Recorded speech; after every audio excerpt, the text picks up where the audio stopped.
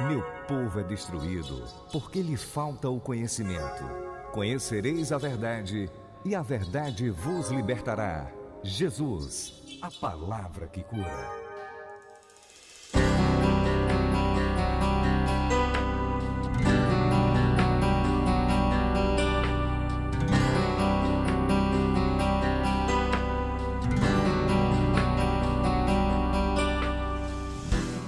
Graça e paz, amados, tudo bem com vocês? Eu espero que você esteja bem, em nome de Jesus Cristo. E estamos aqui mais uma vez para poder ser canal de Deus para abençoar a sua vida, ensinando a palavra de Deus. E também ser abençoado, porque nós aprendemos quando ensinamos a palavra. É um momento espiritual, onde o Espírito Santo ele desce aos nossos níveis e nos traz o entendimento que nós precisamos. Então, espero que você esteja aí com desejo de aprender, né? Ensinamos até o presente momento a matéria escatologia, trazendo as bases para que você possa compreender, né, a questão do pré-tribulacionismo e do pré-milenismo à luz das Escrituras. Ainda tem mais 3 estudos que reforçam a ideia do pré-tribulacionismo e pré-milenismo. Mas esses estudos eu vou deixar como bônus para quem tiver interesse de ouvir, tá bom? Se você tiver, você me procura no privado, que a gente vai ter o maior prazer de disponibilizar esses estudos para você, tá bom? E a partir de hoje, da aula de hoje, nós vamos falar dos eventos futuros, seguindo a linha pré-tribulacionista e pré-milenista, que creio ser a linha bíblica, né? Baseado em tudo que eu já te ensinei até aqui e ainda tenho nos 3 estudos adicionais. Então, a partir de hoje, nós vamos falar, né? Essa aula de hoje vai ser específica para ensinarmos sobre o arrebatamento da igreja. A próxima aula, a gente vai estar falando sobre o tribunal de Cristo, se Deus assim nos permitir. Creio que vai dar para falar sobre o arrebatamento nessa aula. Caso falte um pouquinho, na próxima aula, nós vamos estar falando, terminando o arrebatamento e falando sobre o tribunal de Cristo. E encerraremos a primeira parte da matéria, tá bom? Aí você vai estar fazendo a prova do conteúdo, do início da matéria até o tribunal de Cristo. Depois a gente iniciará a segunda parte da matéria, que vai ser do conteúdo das bodas do Cordeiro até o novo céu e nova terra, eternidade dos justos. Amém? Então continua aí com expectativa no teu coração, continua aí com sede e fome da palavra e que maravilha, irmãos. A partir dessa aula nós vamos estar falando de coisas que ainda vão acontecer. Veja como Deus é tremendo, né? Ele revelou coisas que ainda vão acontecer, que é de fato as profecias. Então nós vamos falar de coisas aqui que ainda serão cumpridas. É algo fantástico, irmãos, é algo tremendo, a onisciência de Deus, né? O conhecimento que Deus tem de todas as coisas e o que Ele quis revelar para mim e para você. Com certeza é de interesse nosso, como nós vimos na primeira aula. Existem coisas que estão ocultas e pertencem a Deus, mas coisas que Ele revelou pertencem a nós, para que pratiquemos os mandamentos do Senhor. Então, estudar sobre as profecias bíblicas com o coração correto, lembra você o que falamos na primeira aula, nos motiva a aumentar a obediência ao Senhor, aumentar a santidade. Amém? E também, dentro desse aumento da obediência, da santidade, também nos impulsiona para evangelizarmos, para ganharmos almas para Cristo, tá bom? Então vamos receber do Senhor um pouco mais nessa aula. Feche seus olhos, curve sua cabeça e vamos orar no nome do Senhor Jesus. Pai amado, Pai justo e Pai querido, em nome de Jesus, muito obrigado por essa aula, por mais uma oportunidade de transmitir aquilo que está no teu coração. A respeito, hoje falaremos do arrebatamento da igreja, Senhor. Oh, Pai, como vai ser glorioso esse dia, como vai ser glorioso o nosso encontro com Jesus. E nós vamos aprender um pouco mais acerca desse assunto hoje. Me usa como um canal desobstruído para transmitir essas verdades poderosas aos meus amados irmãos e irmãs. Que eu possa também entender um pouco mais e assim te glorificar em nome do Senhor Jesus. Amém. Glória a Deus. Então, pessoal, vamos lá, vamos para o capítulo 7 aí na apostila, que tem como título o arrebatamento da igreja. O que será? Será a retirada, o afastamento de todos os membros da igreja do planeta Terra.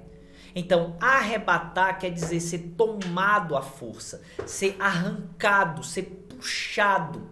Então, chegará o dia onde nós seremos arrancados daqui da terra para nos encontrarmos com Jesus no céu. É o que fala logo em seguida aí, né? Então, primeiramente, o arrebatamento será a retirada, o afastamento de todos os membros da igreja do planeta Terra. Seremos afastados da terra, seremos levados ao céu. Jesus profetizou isso, está escrito em Mateus capítulo 24, versículos 40 e 41, e também Lucas capítulo 17, do versículo 34 ao 36, e é essa passagem que eu quero ler com você. Lucas capítulo 17, do versículo 34 até o 36. Digo-vos que naquela noite estarão dois numa cama, um será tomado e outro será deixado. Duas estarão juntas moendo, uma será tomada e outra será deixada. Dois estarão no campo, um será tomado, o outro será deixado. Então ele está mostrando que vai haver, uns vão ficar e outros não vão ficar. E veja que tremendo, ele fala de pessoas dormindo de noite e de pessoas trabalhando no campo e moendo no moinho. Ora, as pessoas não trabalham no campo e não moem de noite, na hora que estão dormindo. Mas o que é que esse texto está dizendo? Que o arrebatamento ele será mundial. Então vai ter lugares no mundo que será de noite e crentes estarão dormindo e serão arrebatados dormindo. Já haverá lugares no mundo que será de dia e crentes estarão trabalhando no momento que serão levados. Então ele mostra aqui que vai ser algo mundial, né? Todos os cristãos nos quatro cantos da terra serão retirados da terra, serão afastados da terra para encontrar-se com o Senhor Jesus Cristo no terceiro céu. Então nós seremos levados pelo Senhor Jesus Cristo, espírito, alma e corpo, ao terceiro céu. Então o poder de Deus nos puxará para encontrarmos Jesus nas nuvens e com Jesus iremos para o terceiro céu. Aleluia, glória a Deus. João 14, do verso 1 ao 3, vamos ver aqui. João capítulo 14, do versículo 1 até o versículo 3. Não se turbe o vosso coração, credes em Deus, crede também em mim. Na casa de meu pai há muitas moradas. Se não fosse assim, eu vou-lhe teria dito, vou preparar-vos lugar. E quando eu for e vos preparar lugar, virei outra vez e vos levarei para mim mesmo, para que onde eu estiver, estejais vós também. Então ele vai nos levar para o terceiro céu. É lá que as nossas moradas estão sendo preparadas. Lembra que na matéria céu e inferno nós mostramos que a nossa cidade eterna, a Jerusalém celestial, ela está no terceiro céu? É nessa cidade que as nossas moradas estão sendo preparadas por Jesus. Então, quando ele vir nos buscar, ele nos levará para esse lugar. Será o dia do arrebatamento. Seremos puxados, arrancados para se encontrar com Jesus nas nuvens e com ele iremos para o terceiro céu, como é explicado aí em 1 Tessalonicenses, capítulo 4, do versículo 13 até o 17. Eu não vou ler essa passagem agora, porque a gente vai chegar numa parte na matéria onde a gente vai explicar detalhadamente como será o arrebatamento, né? Segundo aquilo que Deus nos revelou na sua palavra. E nós vamos usar como texto base essa passagem de 1 Tessalonicenses 4, do 13 ao 17, e também 1 Coríntios, capítulo 15, do versículo 51 ao 54. Então são os dois textos que trazem muitos detalhes do arrebatamento. Então mais na frente eu vou explicar melhor esses versículos de 1 Tessalonicenses, juntamente com os de 1 Coríntios, capítulo 15, ok? Observações. Primeira observação. O arrebatamento é o fim da era da igreja, da dispensação da graça. Então, o arrebatamento ele é o fim da era da igreja. A era da igreja começou com Jesus soprando o Espírito Santo nos discípulos, né, no dia da sua ressurreição. Está escrito em João capítulo 20, isso, do versículo 19 ao 23. E o tempo da dispensação da graça terminará no arrebatamento da igreja. Então, o arrebatamento é o fim da era da igreja, da dispensação da graça, ok? Então, vamos aqui para o próximo slide. Segunda observação. Para tornar-se membro do corpo de Cristo, ou seja, para se tornar a igreja, porque como você bem sabe, igreja não é templo.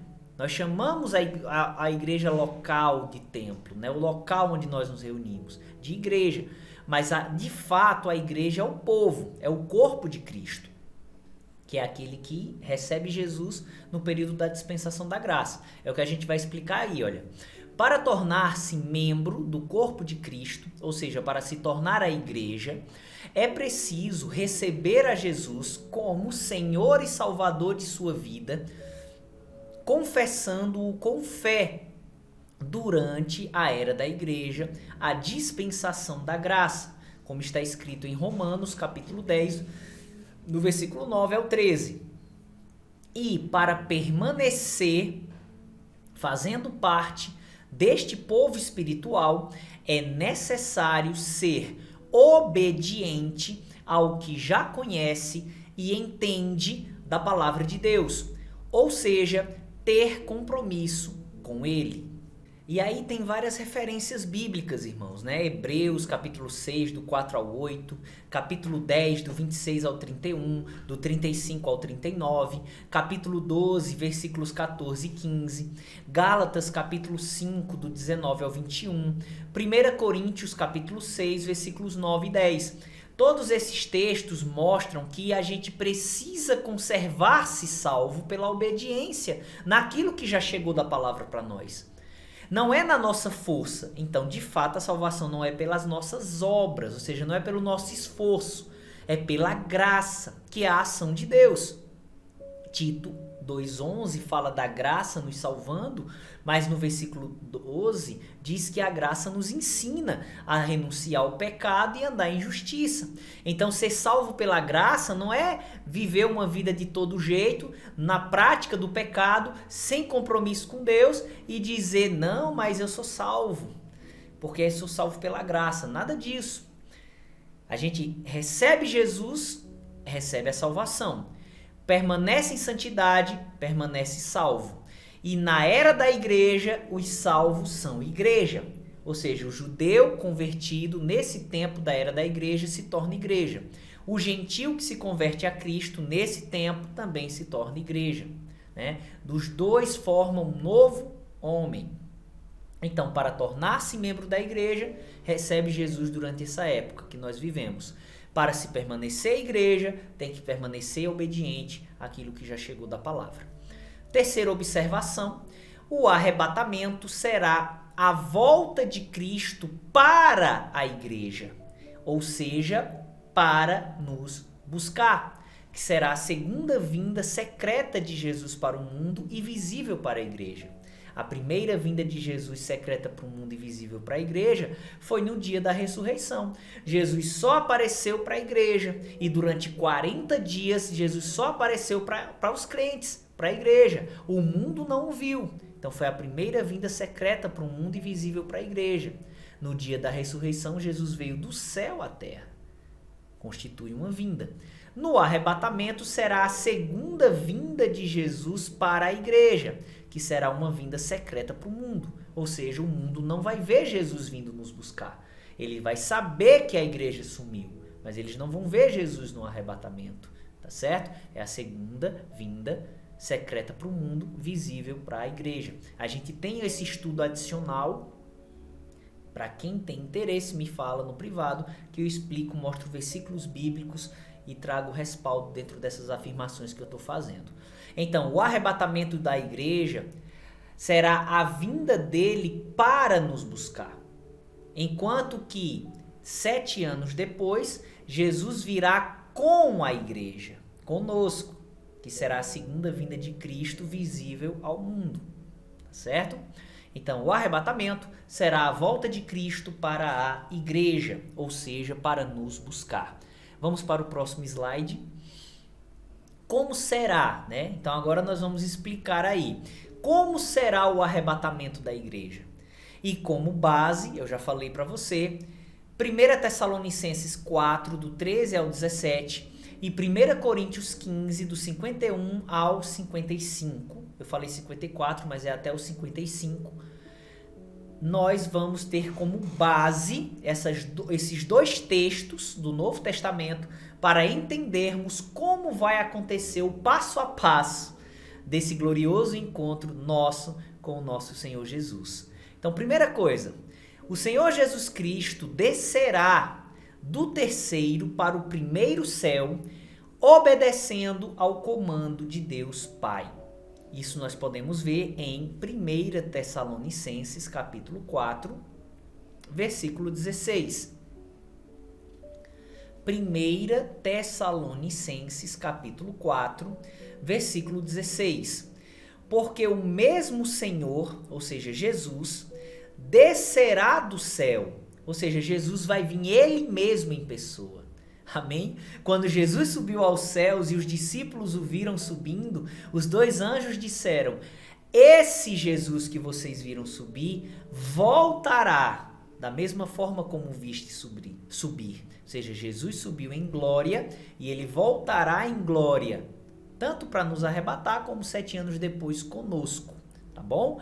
Então é o mesmo Senhor, ele mesmo. Jesus não vai mandar Miguel, não vai mandar Gabriel vir nos arrebatar. Ele em pessoa vem buscar a sua noiva. Aleluia! Glória a Deus! Maranata, ora vem, Senhor Jesus.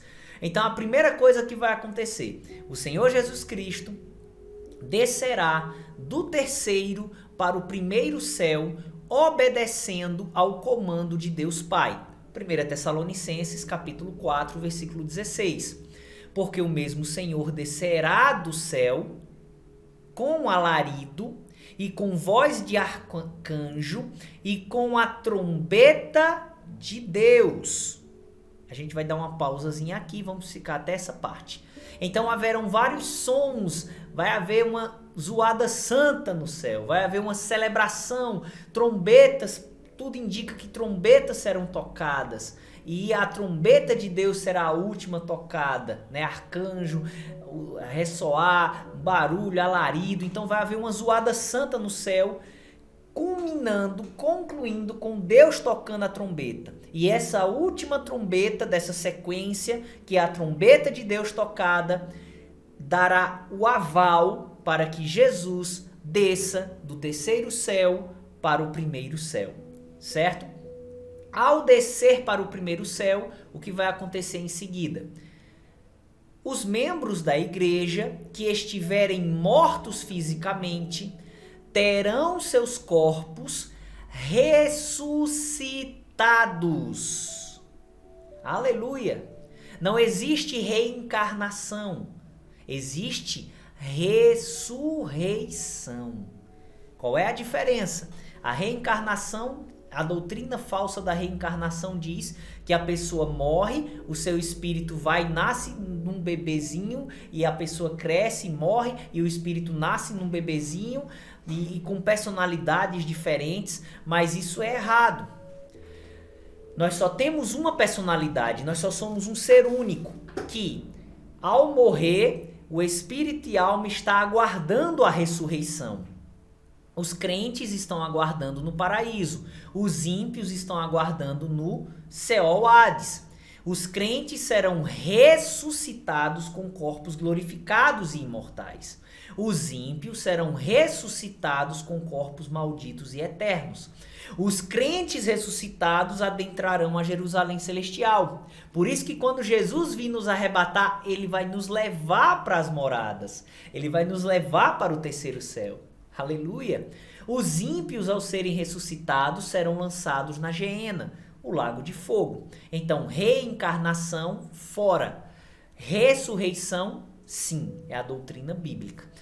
E os membros da igreja que estiverem mortos, ou seja, o apóstolo Paulo, Pedro, todos os crentes que já faleceram, eu e você, provavelmente, se Jesus não voltar na nossa geração, aqueles que estiverem mortos fisicamente, membros da igreja, serão ressuscitados com corpos glorificados e imortais. 1 Tessalonicenses 4, versículo 16, o final do versículo diz: e os que morreram em Cristo, ou seja, os crentes da igreja falecidos, ressuscitarão primeiro. Depois eu vou explicar por que ele fala desse primeiro, o que é que isso quer dizer no contexto. Mas aqui fala dos crentes mortos, membros da igreja, ressuscitando com corpos glorificados e imortais. Paulo explica melhor isso em 1 Coríntios, capítulo 15. Aqui em Tessalonicenses ele só fala de ressurreição, mas em 1 Coríntios 15 ele vai explicar como vai ser esse tipo de ressurreição da igreja. Capítulo 15, do versículo 51 ao 55. Eis aqui vos digo um mistério. Na verdade, nem todos dormiremos, mas todos seremos transformados. Num momento, num abrir e fechar de olhos, ante a última trombeta. Porque a trombeta soará, e os mortos ressuscitarão incorruptíveis, e nós seremos transformados. Então ele fala de uma ressurreição incorruptível.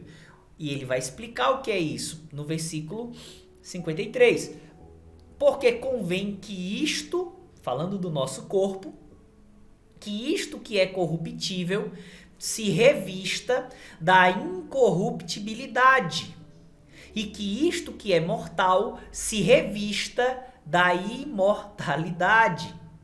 Então, os corpos que hoje são corruptíveis, ou seja, que envelhecem e morrem, serão ressuscitados em corpos incorruptíveis, ou seja, em corpos que não vão mais envelhecer. Aleluia! E esses corpos que hoje morrem serão ressuscitados como corpos imortais. Aleluia! Glória a Deus!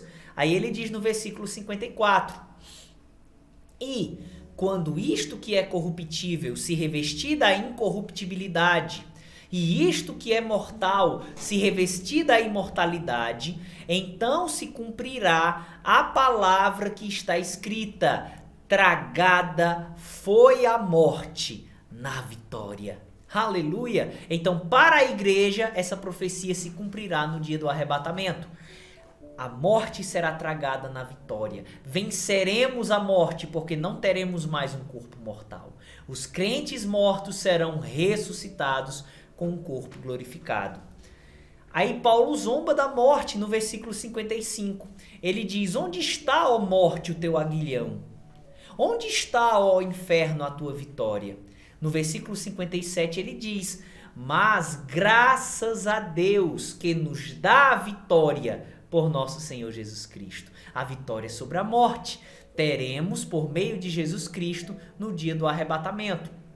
Então, os membros da igreja que estiverem mortos fisicamente terão seus corpos ressuscitados, os quais serão glorificados e imortais.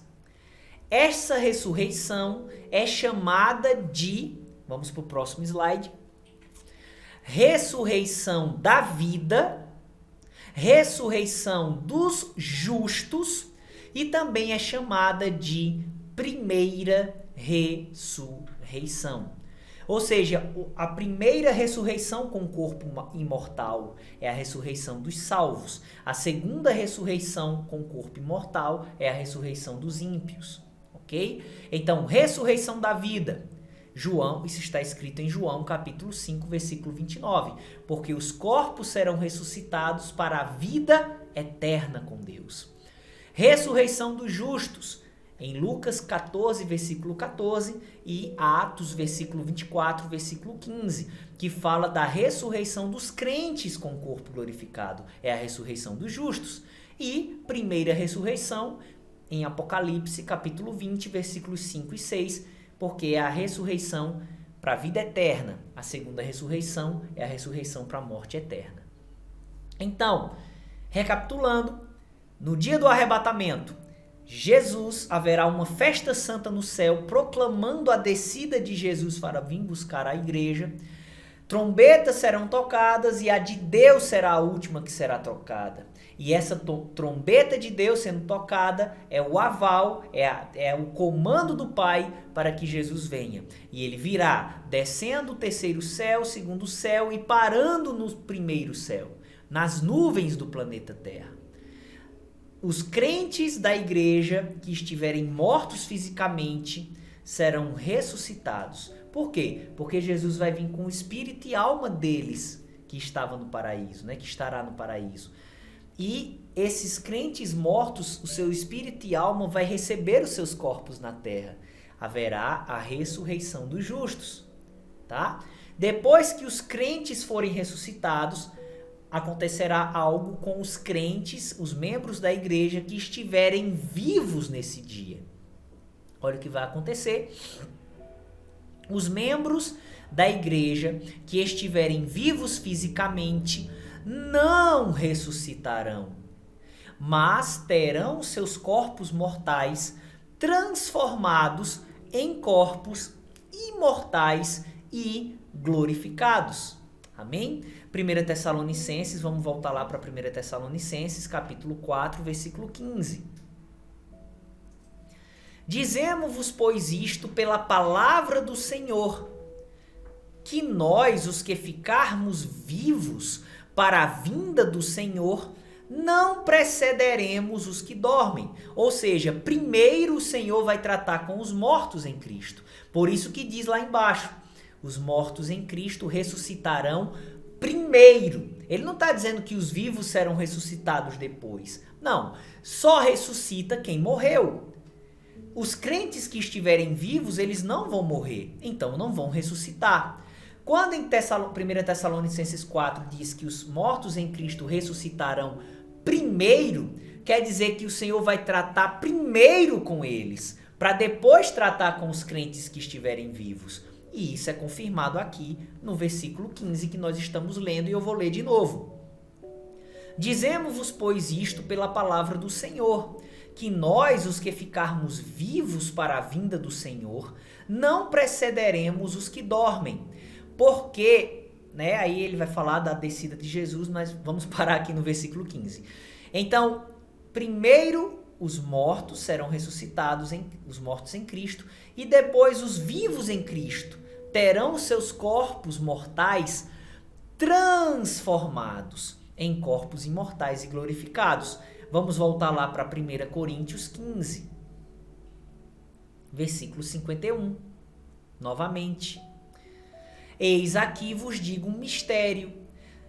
Na verdade, nem todos dormiremos, mas transformados seremos todos.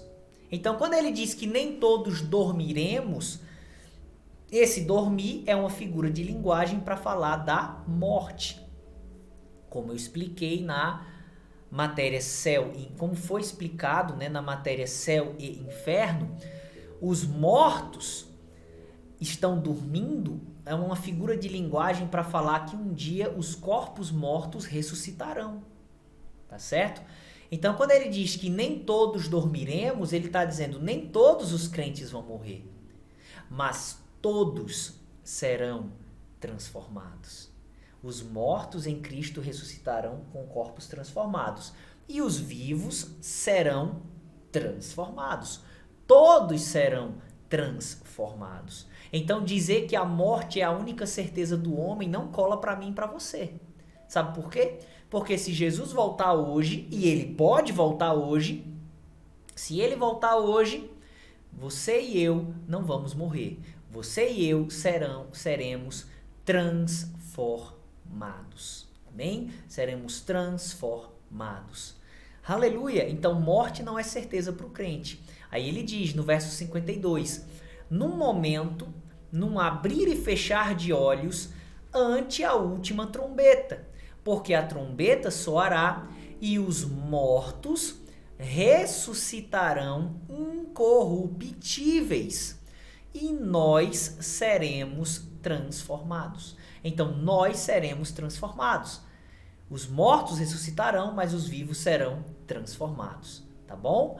Então, primeiro Jesus desce para as nuvens, depois ele ressuscitará os crentes mortos e transformará os crentes vivos, certo? Então, vamos agora para o próximo slide. Após isso, tanto os membros da igreja ressuscitados, como os que estiverem vivos fisicamente, todos com corpos imortais e glorificados, como diz Romanos 8, versículo 23, quando ele fala da redenção do nosso corpo. Quando fala-se da redenção do nosso corpo, refere-se justamente à glorificação que ocorrerá com todos os crentes firmes no Senhor. Então, tanto os membros da igreja ressuscitados, como os que estiverem vivos fisicamente, todos com corpos imortais e glorificados, serão retirados da terra, como diz aí essas duas passagens, Mateus 24, 40, 41, Lucas 17, do 34 ao 36, seremos retirados da terra, nos encontraremos com Jesus no primeiro céu, que é o que diz 1 Tessalonicenses 4. Vamos ler, vamos voltar lá para 1 Tessalonicenses, capítulo 4, versículos 16 e 17. Porque o mesmo Senhor descerá do céu com alarido, e com voz de arcanjo, e com a trombeta de Deus, e os que morreram em Cristo ressuscitarão primeiro. Depois nós, os que ficarmos vivos, seremos arrebatados. É justamente a retirada da terra, o afastamento da terra. Seremos arrebatados juntamente com eles nas nuvens, a encontrar o Senhor nos ares, ou seja, nas nuvens, no primeiro céu. E assim estaremos para sempre com o Senhor. Aleluia! Glória a Deus!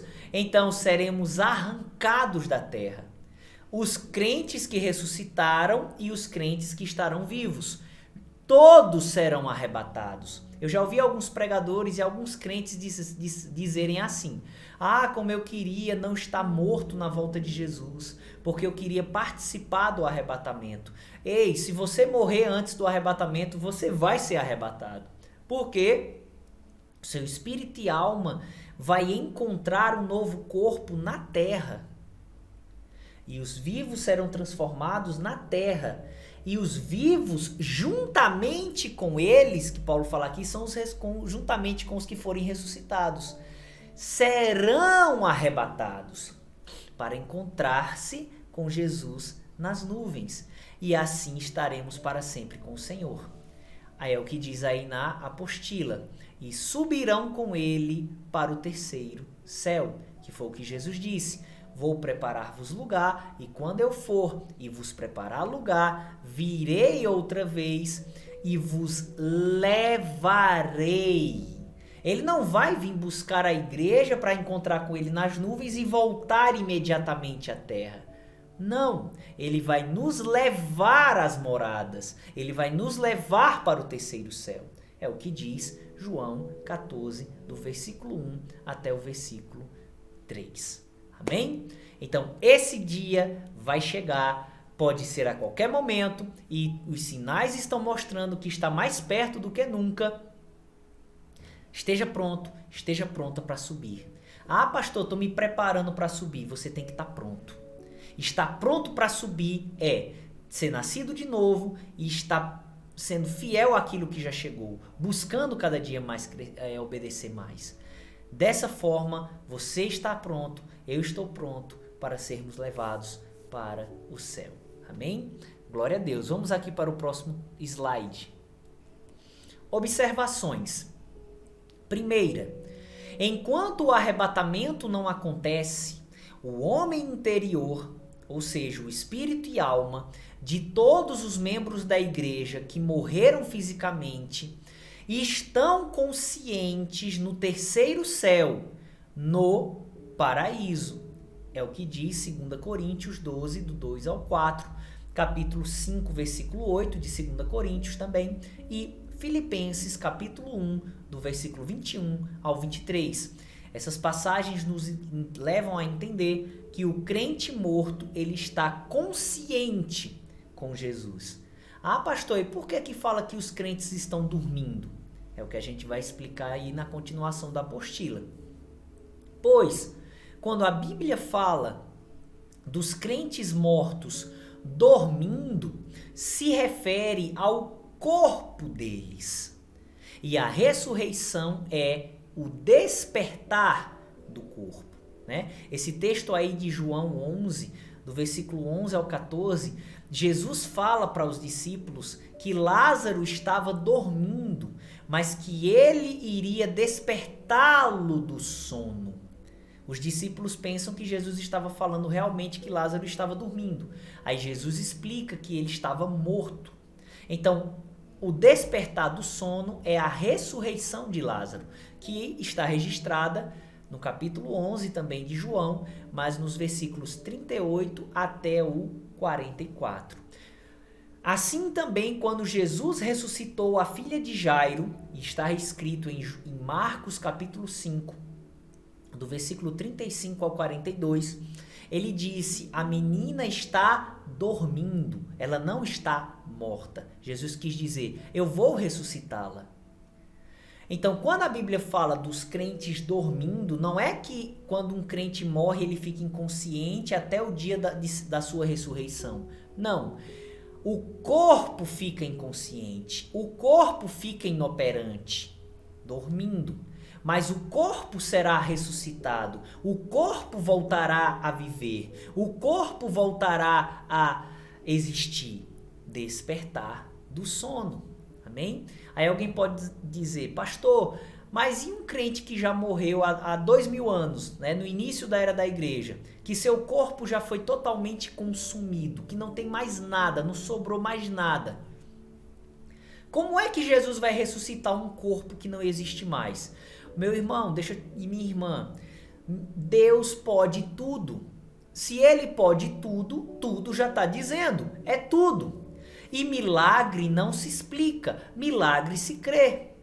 Como seria possível, logicamente falando, 5 pães e 2 peixes alimentar 5.000 homens, tirando suas mulheres e seus filhos? Humanamente falando, é impossível. Mas Deus está acima das leis que ele mesmo estabeleceu para esse universo. E milagre não se explica, milagre se crê. Então, não há explicação lógica. Mas a Bíblia diz que o Senhor vai ressuscitar os mortos, os corpos mortos vão ressuscitar transformados. Dos crentes transformados em glorificado. E dos ímpios transformados num corpo maldito e eterno. Ponto final. Não tem mais o que questionar. Então, a gente tem que crer no que está escrito. Se a Bíblia dissesse que Jonas engoliu o grande peixe, eu cria, porque Deus não mente. Então a Bíblia diz que o grande peixe engoliu Jonas. E ele ficou lá 3 dias e depois de 3 dias saiu vivo. Ponto final. Acabou. A Bíblia é a verdade. Deus está acima das leis naturais desse mundo. Ele pode fazer tudo. Ele é Deus. E ele vai ressuscitar os corpos falecidos. Mesmo que não exista mais corpo. Ele vai fazer com que esse corpo volte a existir e ainda transformá-lo num corpo eterno. Amém? Segunda observação. Alguns irmãos na fé creem, e nós os respeitamos, que a última trombeta citada em 1 Coríntios capítulo 15, versículo 52, é a mesma trombeta citada em Apocalipse 11, versículo 15. Porém, a última trombeta de 1 Coríntios 15, verso 52, é a trombeta de Deus falada em 1 Tessalonicenses 4,16. E não a 7ª trombeta tocada por um anjo, que foi citada em 1 Coríntios 11, verso 15. Quem usa esse argumento é quem crê no pós-tribulacionismo. Porque no período da tribulação futura, da ira de Deus, haverão toques de trombetas. Serão 7 trombetas. E ao ressoar da última trombeta tocada pelo anjo, Apocalipse 11 fala que os reinos do mundo se tornarão do Senhor e do seu Cristo. Então eles entendem que a última trombeta tocada pelo anjo marca o fim da tribulação. E como Paulo citou 1 Coríntios 15, 52, que vai ressoar a última trombeta para o arrebatamento acontecer, então eles associam. Tá vendo que a igreja passa pela tribulação? A última trombeta tocada pelo anjo, lá em Apocalipse 11, inaugura o milênio, fim da tribulação. Então a igreja passa pela tribulação. Mas eles não entendem que os anjos tocam as trombetas. Quando se fala de 1 Coríntios 15, 52, você tem que linkar com 1 Tessalonicenses 4. E em 1 Tessalonicenses 4 você vê um alarido, ou seja, uma zoada santa, a voz do arcanjo e a trombeta de Deus. Então vai haver uma zoada santa, onde vai ter voz de arcanjo, vai ter voz de outro anjo, vai ter a trombeta de Deus sendo tocada. Quando você estuda as festas do povo judeu, no fim do ciclo, né, das festas, havia a festa das trombetas, o dia da expiação e a festa dos tabernáculos. O dia da expiação representa a conversão de Israel no fim da tribulação. A festa dos tabernáculos representa o milênio. Só que a festa das trombetas vem antes. E tudo indica que a festa das trombetas é uma tipificação do arrebatamento da igreja. Então, trombetas eram tocadas na festa das trombetas, como dá-se a entender que vai acontecer no céu. Trombetas de anjos serão tocadas, quando fala alarido, voz do arcanjo. E a última trombeta dessa trombeta de festa, de celebração pela vinda de Jesus para arrebatar a igreja, será a trombeta de Deus. É um contexto diferente das trombetas tocadas por anjo que declaram juízo sendo derramado sobre a terra. Então são 2 contextos diferentes, tá bom? Mas respeitamos os irmãos que creem que a última trombeta citada em Coríntios é a trombeta dos anjos de Apocalipse. Porém, não vemos base nessa afirmação, tá bom? Continuando, próximo slide. Terceira observação. Todos os acontecimentos do arrebatamento se manifestarão num abrir e fechar de olhos. Isso é fantástico, irmão. Vamos ver aqui. Tem 2 afirmações tremendas aqui em 1 Coríntios 15 que às vezes passa-se despercebido. 1 Coríntios 15, 51 e 52. Eu quero pegar o 51. Eis aqui vos digo um mistério. Vê que tremendo. E Paulo vai falar do arrebatamento da igreja, da vinda de Jesus para arrebatar a igreja. Só que quando ele fala do arrebatamento da igreja aqui, ele diz que iria falar um mistério. Mistério era algo que estava oculto no Velho Testamento. A igreja era um mistério. E tudo que diz respeito à igreja era um mistério. Então, a vinda de Jesus para arrebatar a igreja, Paulo está dizendo que era um mistério. Ou seja, não foi revelado no Velho Testamento. Já a vinda de Jesus depois dos 7 anos com a igreja, olha, tá cheio de profecias no Velho Testamento falando sobre. Então, aqui a gente já percebe que Paulo não está falando da vinda para o milênio, a vinda de Jesus para estabelecer o milênio, mas o arrebatamento será em outro momento. É uma vinda que era um mistério no Velho Testamento. Novamente digo, no estudo adicional que eu tenho sobre as segundas vindas de Cristo, a gente traz versículos bíblicos trazendo uma luz maior sobre isso. Mas aqui ele fala do arrebatamento como sendo um mistério, ou seja, como sendo algo que não tinha sido falado no Velho Testamento. Aí no versículo 52 ele diz: num momento, num abrir e fechar de olhos, ante a última trombeta, porque a trombeta soará e os mortos ressuscitarão incorruptíveis e nós seremos transformados. Então, o arrebatamento da igreja acontece num abrir e fechar de olhos, ou seja, num piscar de olhos. Tudo isso que eu estou explicando para você há mais de 20 minutos, eu acho que meia hora já que eu estou explicando o passo a passo do que vai acontecer no arrebatamento, vai acontecer num piscar de olhos. Num menos de um segundo, Jesus desce do terceiro céu para as nuvens da terra, ressuscita todos os crentes de 2000 anos, de praticamente 2000 anos de era da igreja, transforma os crentes vivos nos 4 cantos da terra, arranca todos eles para se encontrar com Jesus nas nuvens, leva a igreja para o terceiro céu, para Jerusalém Celestial, tudo isso numa piscada. Aleluia! Glória a Deus! Vê como nosso Deus é poderoso. Vê como nosso Deus é tremendo. Então, todos os acontecimentos do arrebatamento se manifestarão num abrir e fechar de olhos. Ou seja, muito rapidamente. Sendo por isso que entendemos que o mundo não verá Jesus no arrebatamento. Assim como não viu Jesus quando ele ressuscitou, foi ao céu, né? Apresentou-se ao Pai e veio à terra para se encontrar com os discípulos. Assim como na primeira vinda de Jesus para a igreja o mundo não viu, assim na segunda vinda de Jesus para a igreja o mundo não verá. Será muito rapidamente. O mundo não verá Jesus no arrebatamento, mas somente 7 anos depois, na volta dele à terra, que será a segunda vinda de Jesus visível ao mundo, que está escrito aí em Apocalipse 1, verso 7, que diz: eis que vem com as nuvens e todo olho verá. Então já veja o contraste. No arrebatamento é num piscar de olhos que o arrebatamento acontece. Já 7 anos depois, todo olho verá Jesus. Também isso é citado em Mateus capítulo 24, versículo 30. Tá bom? Pastor, é uma segunda vinda de Jesus em 2 fases? Não.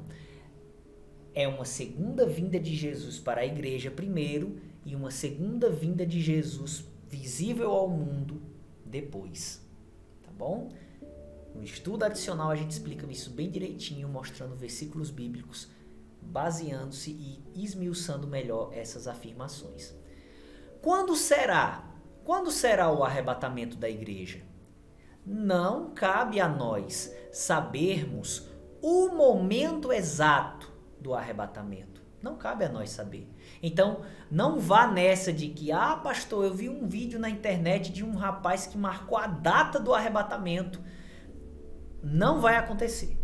Pode ter certeza que não vai acontecer. Já foi feito isso várias vezes. Várias pessoas já fizeram isso no decorrer da história. E nunca deu certo. E nunca vai dar. Porque Jesus disse que não podemos saber o momento exato, a data exata do arrebatamento da igreja. E isso está escrito em Mateus capítulo 24, versículo 36. Mas daquele dia e hora ninguém sabe, nem os anjos do céu, mas unicamente meu Pai. Aqui, nesse momento do sermão profético de Jesus, Jesus está falando do arrebatamento. Mais acima, ele está falando da vinda dele depois da tribulação. No estudo adicional que eu faço sobre o sermão profético de Jesus, eu explico isso também. Tem parte do sermão profético de Jesus que não é para a igreja, é no período da tribulação. Mas tem parte do sermão profético de Jesus que fala do período da igreja que antecede o arrebatamento. Então, outro estudo adicional que, se você tiver interesse, eu envio para você com o maior prazer do mundo, de graça, tá bom? De graça recebeste, de graça dai. Então, aqui, Jesus está falando, nesse momento, sim, Jesus está falando do arrebatamento. E ele diz, mas daquele dia e hora ninguém sabe, nem os anjos do céu, nem o Filho, mas unicamente meu Pai. Quando Jesus disse aqui que não sabia, ele estava falando como homem, porque em tudo ele foi o nosso exemplo. Então, como homem, Jesus não sabia a data do arrebatamento. Nós, como igreja, homens salvos em Cristo, nunca vamos saber a data, até que ela chegue. Amém? Até o dia não vamos saber a data. Até nisso Jesus se deu, por exemplo, para nós. Agora, depois que Jesus ressuscitou e foi glorificado e recebeu de volta os seus atributos divinos, ele voltou a ser onisciente. Então, ele hoje sabe sim o dia do seu regresso. Amém? Então aqui diz que o dia e a hora ninguém sabe. Versículo 42 a 44 de Mateus 24. Vigiai, pois, porque não sabeis a que hora há de vir o vosso Senhor. Mas considerai isto: se o pai de família soubesse a que vigília da noite havia de vir o ladrão, vigiaria e não deixaria minar a sua casa. Por isso, estai vós apercebidos também, porque o Filho do Homem há de vir a hora em que não penseis. Então, novamente ele diz, não sabemos a hora. Versículo 50, virá o Senhor daquele servo num dia em que o não espera e a hora em que ele não sabe. Então, quando fala de Jesus vindo como um ladrão, não é que Jesus é um ladrão, mas ele virá num momento que a gente não vai saber. Assim como um ladrão não avisa que vem roubar a gente. Assim, Jesus não vai avisar o dia, a data certa do seu regresso. Então, quando se fala de Jesus vindo como um ladrão, é nesse sentido. Então, está relacionada com o arrebatamento da igreja. Tá certo? 1 Tessalonicenses, capítulo 5, versículos 1 e 2, Paulo fala a mesma coisa. Mas acerca dos tempos e das estações, ele acabou de falar do arrebatamento, ele continua no mesmo raciocínio. Mas, irmãos, acerca dos tempos e das estações, não necessitais de que se vos escreva, porque vós mesmos sabeis muito bem que o dia do Senhor virá como o ladrão de noite. Então, o dia do Senhor é inaugurado com o arrebatamento da igreja. E ele virá como um ladrão. Não tem como a gente saber o dia e a hora. Então, não vá nessa, irmão, de, tem como saber a data, tem como saber o dia, fora. Isso é antibíblico. Não foi definido para nós esse conhecimento, tá certo? Vamos ver aqui o próximo slide. É por isso que devemos viver neste mundo sempre na expectativa de que o arrebatamento pode acontecer a qualquer momento. Não foi por acaso que o Senhor deixou isso como um mistério. O Senhor espera que a gente viva na expectativa de que pode ser a qualquer instante. 1 Tessalonicenses 4, versículos 15 e 17. Nós já lemos esses versículos, por isso não vou ler novamente. Vamos para a explicação aí na apostila. Vemos neste versículo que o apóstolo Paulo esperava que o arrebatamento ocorreria a qualquer momento, a ponto de que achava que estaria vivo fisicamente neste dia. Se você ler as duas passagens que ele traz o ensino sobre o arrebatamento, você vê que Paulo se coloca no grupo dos vivos. Ele diz: nós, os que ficarmos vivos para a vinda do Senhor, não precederemos aos que dormem. O Senhor virá, os mortos em Cristo ressuscitarão primeiro, e nós, os que ficarmos vivos. Lá em 1 Coríntios ele diz: os mortos serão ressuscitados e nós seremos transformados. Ou seja, Paulo tinha a expectativa de que estaria vivo no regresso de Jesus Cristo. Paulo esperava estar vivo no regresso de Jesus. E a igreja deve viver na expectativa de que estará viva no regresso de Jesus Cristo. Então não foi por acaso que ele deixou em aberto a data do arrebatamento. Ele quer que a gente viva na iminência do retorno de Jesus. Ou seja, que ele pode vir a qualquer momento. É tanto que quando Jesus fala em Apocalipse, eis que venho cedo, ou como diz outras traduções, eis que venho sem demora, ele quis trazer essa ideia de iminência. Ele quis dizer, olha, fique esperto que eu posso chegar a qualquer instante. Amém, amados? Então, isso é uma doutrina bíblica, a iminência da volta de Jesus. Ou seja, a gente aguardar o Senhor vir a qualquer momento. Porque não cabe a nós saber o dia nem a hora do arrebatamento. Observações. Primeira, devemos ser equilibrados quanto à expectativa do arrebatamento. Ou seja, devemos ter metas, objetivos para esta vida, tanto naturalmente, na área profissional, emocional, etc., como ministerialmente, na obra de Deus.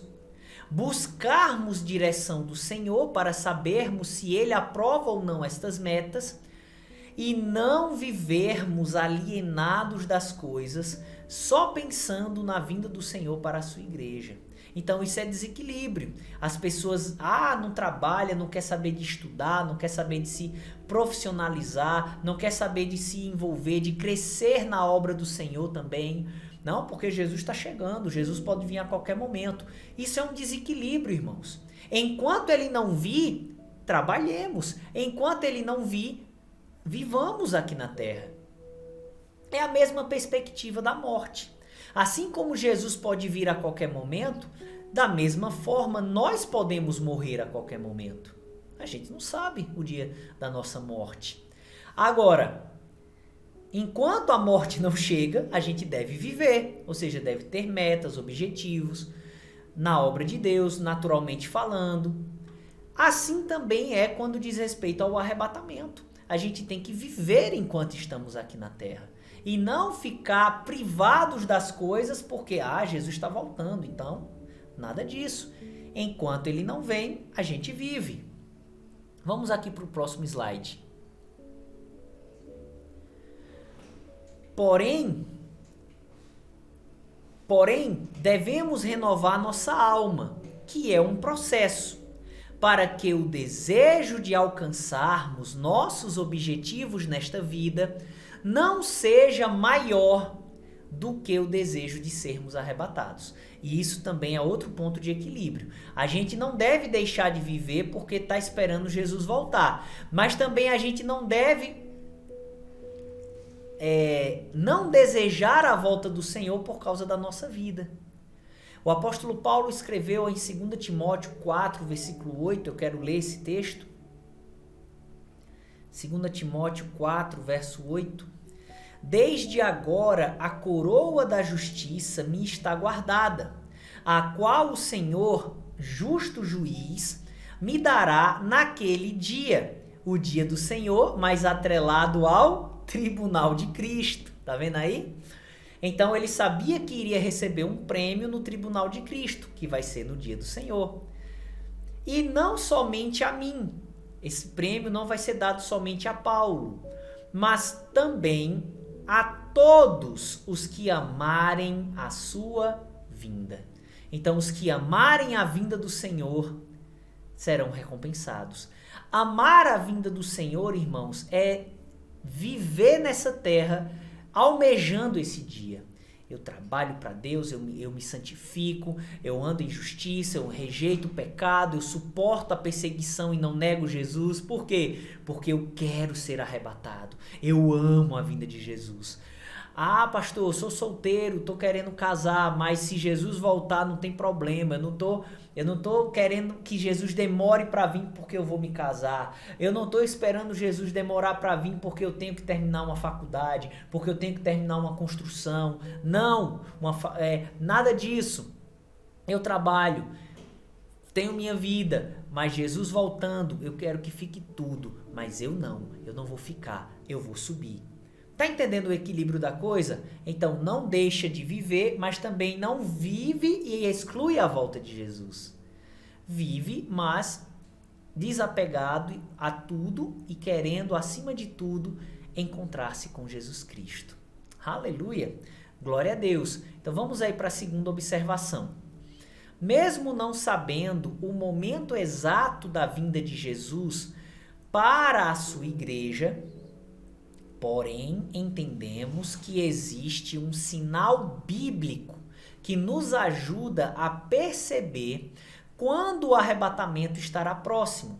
Em Hebreus 10, versículo 25, o escritor aos Hebreus disse algo interessante. Vamos ver aqui. Hebreus, capítulo 10, versículo 25. Não deixando a nossa congregação, como é costume de alguns, antes admoestando-nos uns aos outros, e tanto mais quanto vedes que se vai aproximando aquele dia. Aleluia! Então ele fala que nós podemos ver que o dia se aproxima. Ele fala do arrebatamento aqui. O que é ver que o dia se aproxima? É perceber que está próximo. Ou seja, é ter um sinal de que esse arrebatamento está próximo. E que sinal é esse? Na apostila diz: quando as coisas que acontecerão na terra durante o período da ira de Deus, citados em Mateus capítulo 24, do versículo 4 ao 31, Apocalipse do capítulo 6 até o capítulo 18 e etc. Quando estas coisas que vão acontecer na terra durante o período da ira de Deus começarem a acontecer com menos intensidade no mundo. Então vamos aqui, Lucas capítulo 21, versículo 28. Vamos aqui na palavra de Deus. Ora, quando estas coisas começarem a acontecer, olhai para cima e levantai as vossas cabeças, porque a vossa redenção está próxima. O texto do sermão profético de Jesus, que aparece em Mateus capítulo 24, Marcos capítulo 13 e Lucas capítulo 21, uma parte está falando do período da tribulação, outra parte está falando do período que antecede a tribulação, que é onde a igreja se enquadra. E aqui ele está falando desse período que antecede a tribulação. Aqui ele está falando para a igreja. Os discípulos que andaram com Jesus aqui nesse momento representam a igreja. Na parte do sermão profético que Jesus fala do período da ira de Deus, os discípulos representam aqueles que vão se converter depois do arrebatamento. Então, tem que entender essa diferença. Nesse momento, ele está falando para a igreja, sim. E ele diz que quando as coisas que acontecerão na ira de Deus começarem a acontecer, a nossa redenção está próxima. Ou seja, os eventos, nós vamos ver o começo dos eventos, tá certo? Não na proporção, na intensidade dos 7 anos, que vai ser algo sem igual. É só você ler capítulo 6 a capítulo 18 de Apocalipse que você vai ver que é sem igual. Não naquela intensidade, mas nós vamos ver aqueles eventos numa menor proporção. Amém?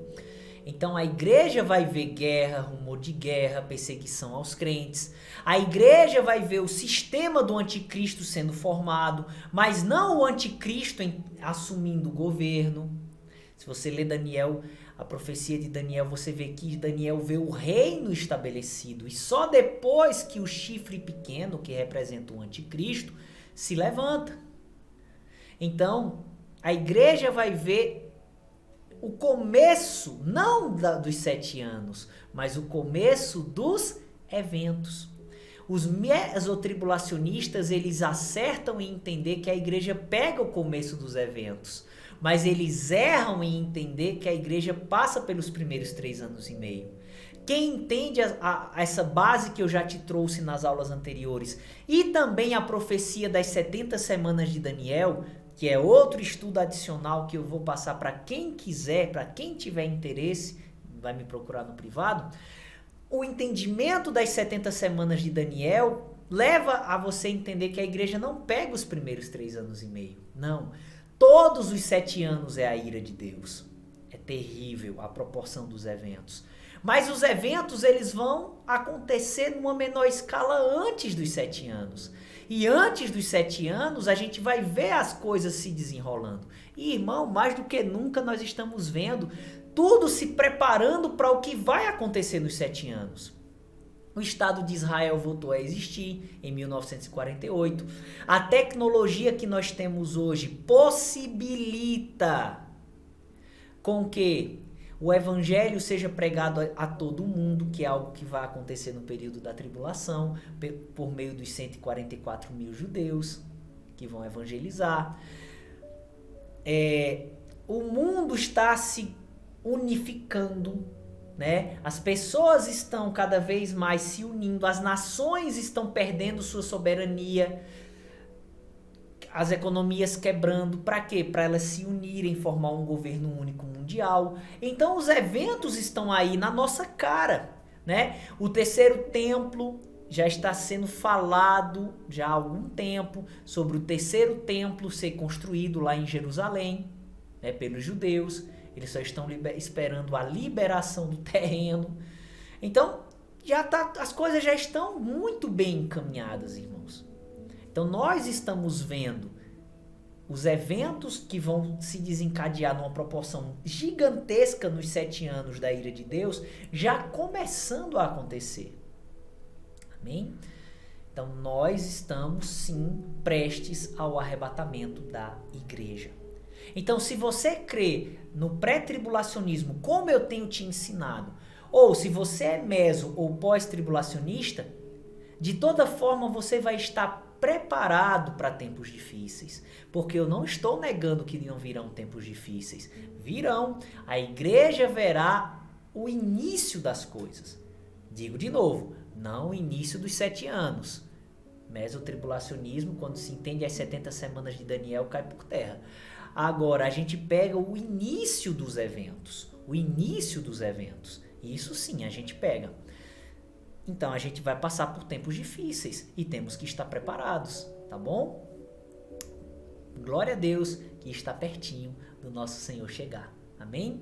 Estudaremos sobre estes acontecimentos ou sinais quando aprendermos sobre a ira futura. Então, a proporção dos eventos na ira, a igreja não vai pegar. A igreja será livrada. Agora, numa menor intensidade, sim, a igreja pega e temos que estar firmes para não negarmos a nossa fé. Próximo slide. O que acontecerá na terra depois do arrebatamento da igreja? A ira futura. 1 Tessalonicenses capítulo 1, versículo 10. 1 Tessalonicenses capítulo 1, versículo 10. E esperar dos céus a seu Filho, a quem ressuscitou dentre os mortos, a saber, Jesus, que nos livra da ira futura. Ele nos livra da ira futura. 1 Tessalonicenses capítulo 5, versículo 9. Porque Deus não nos destinou para a ira, mas para a aquisição da salvação por nosso Senhor Jesus Cristo. A ira de Deus, irmãos, é o que está em Apocalipse do capítulo 6 até o capítulo 18. Aqueles eventos catastróficos, irmãos, que estão nos 7 selos, nas 7 trombetas e nas 7 taças, tudo aquilo diz respeito à ira de Deus sendo derramada no mundo. Alguns irmãos pós-tribulacionistas, para querer justificar que a igreja passa pelos 7 anos, eles dizem, não, mas a ira de Deus vão ser apenas as 7 taças, que é o finzinho, que realmente é mesmo, as 7 taças é o finzinho da tribulação futura. Aí diz, não, a ira de Deus são só as taças. Mas olha o que diz Apocalipse 15, versículo 1. Apocalipse 15, versículo 1. E vi outro grande e admirável sinal no céu, 7 anjos que tinham as 7 últimas pragas. Então o que acontecerá nos selos e nas trombetas são pragas. Praga é juízo, é ira de Deus. Só aqui já estava claro, mas ele ainda conclui. Ele diz, vi outro grande e admirável sinal no céu, 7 anjos que tinham as 7 últimas pragas, porque nelas é consumada a ira de Deus. As 7 taças consumam ou encerram a ira de Deus. Quando é que a ira de Deus começa? Com a abertura dos selos. A igreja já vai ter sido arrebatada. Ela se consuma nas taças. Os selos inicia a ira. 1 Tessalonicenses 1,10, 1 Tessalonicenses 5,9 diz que o Senhor não nos destinou. 1 Tessalonicenses 1,10 diz que Ele nos livra da ira futura. Mas como Ele nos livra? Não nos destinando para ela, ou seja, nos tirando daqui, tá certo? O que acontecerá na terra depois do arrebatamento da igreja? A ira futura. O período de maior juízo de Deus sobre o pecado do homem. Jesus disse em Mateus 24, versículo 21, que será uma grande tribulação, como nunca houve desde que o mundo foi criado até aqueles dias. Então é muito mais do que ser perseguido pelo anticristo. É um cataclisma mundial, é uma destruição mundial que vai quase extinguir a humanidade, assim como o dilúvio quase extinguiu a humanidade. Tá entendendo, pessoal? Então, Daniel 12, versículo 1 fala sobre isso também. É a ira de Deus, assim como o dilúvio foi a manifestação da ira de Deus que eliminou os ímpios. A ira de Deus futura serão os juízos dele derramados sobre a terra, que são os 7, que também estão incluídos os 7 selos, as 7 trombetas e as 7 taças do Apocalipse. Esse juízo de Deus sobre o pecado do homem atingirá todos os pecadores vivos sobre a terra. Aí você entende Apocalipse 3, versículo 10, quando Jesus disse para a igreja de Deus fiel a Ele, naquilo que conhecia e entendia. Como guardaste a palavra da minha perseverança, também eu te guardarei da hora da tentação que há de vir sobre todo o mundo, para tentar os que habitam na terra. Veja que Ele vai nos guardar, mas na hora da tentação, não. Ele nos guardará da hora, ou seja, do período da ira, que vai atingir toda a terra. Por isso que Jesus disse o que está escrito em Lucas, capítulo 21, do versículo 34 ao 36, que é a porção do sermão profético que fala para a igreja antes do arrebatamento, antes da tribulação, antes da ira de Deus. Lucas capítulo 21, versículos 34 a 36. E olhai por vós, não aconteça que os vossos corações se carreguem de glutonaria, de embriaguez e dos cuidados da vida, e venha sobre vós de improviso aquele dia. Aqui é a ira de Deus. O dia do Senhor, a ira de Deus. Lembra que a gente explicou o dia do Senhor, tendo que ver o contexto.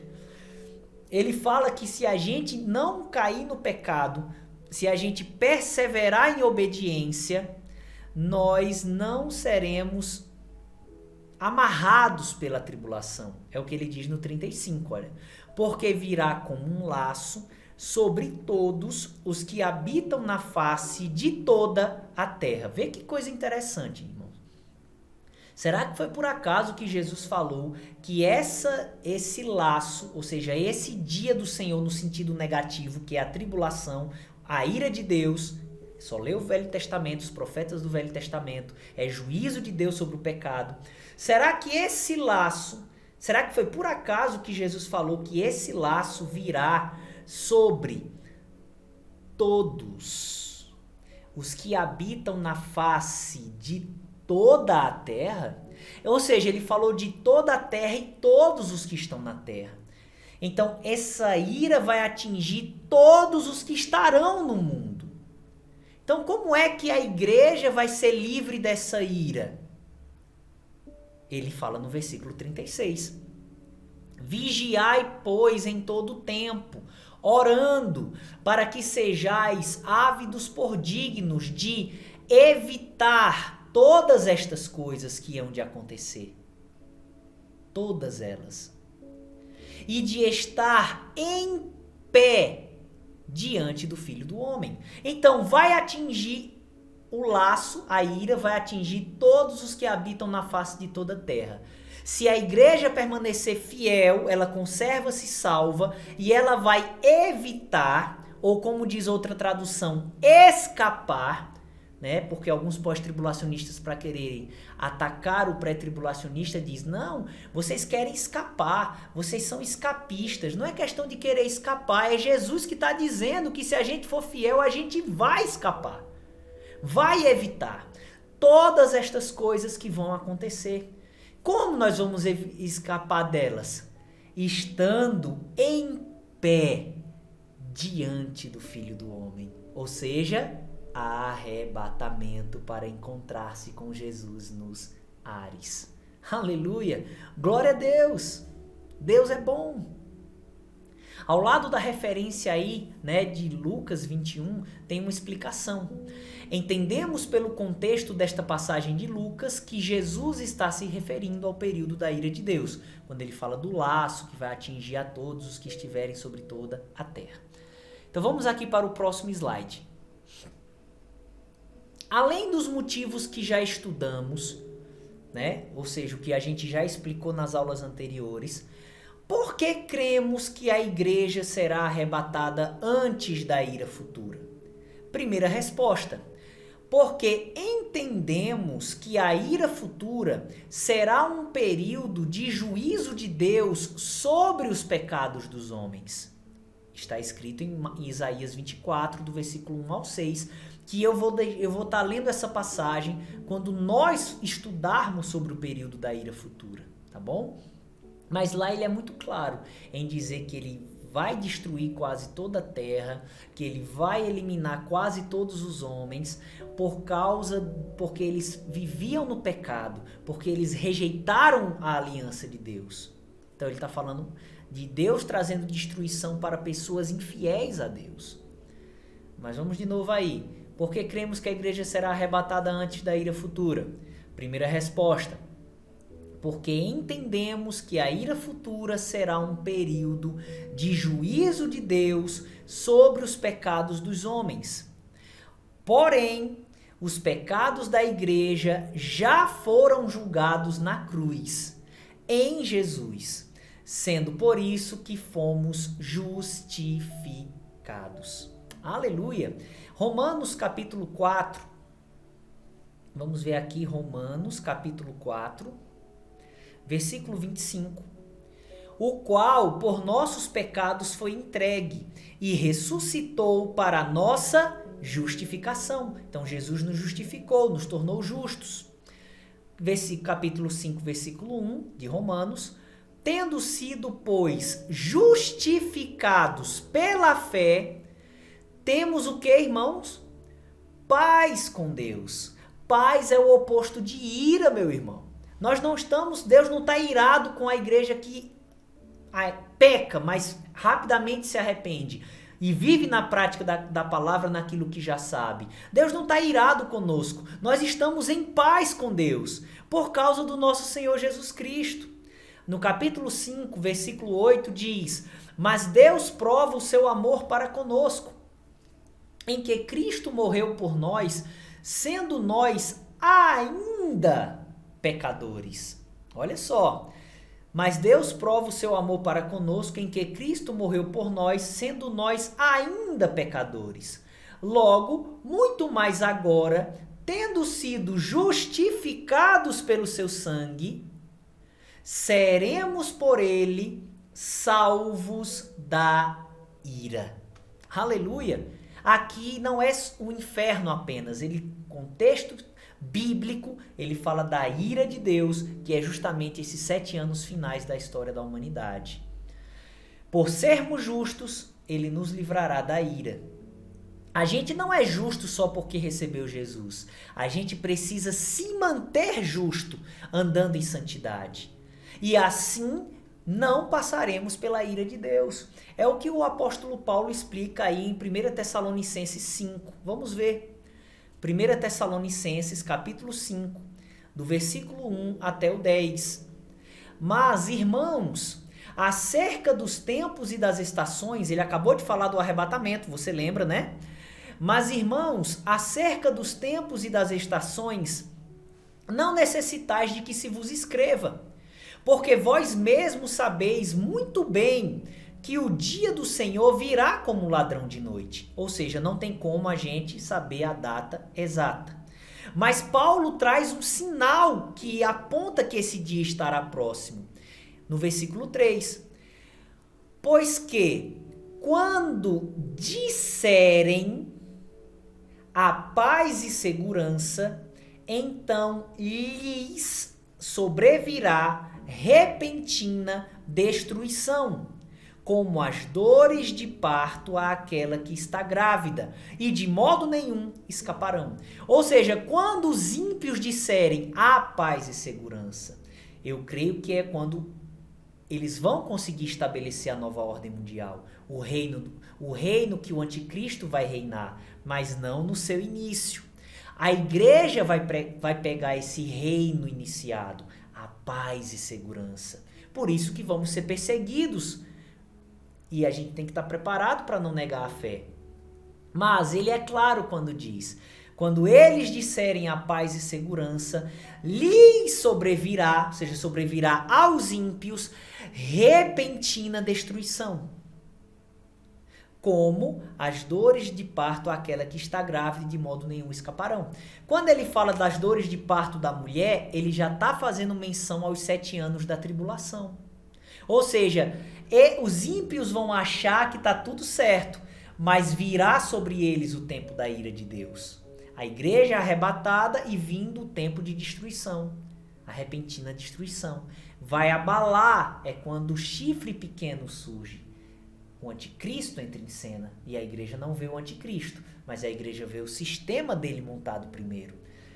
Então, repentina destruição, tempo da ira. Jesus compara a tribulação como uma mulher tendo dores de parto. A primeira parte, princípio das dores, os primeiros 3 anos e meio, os últimos 3 anos e meio, grande tribulação. Então aqui ele está falando dos ímpios entrando nos 7 anos. Mas veja que ele diz, quando disserem, ele não diz quando dissermos, ele está falando para os ímpios.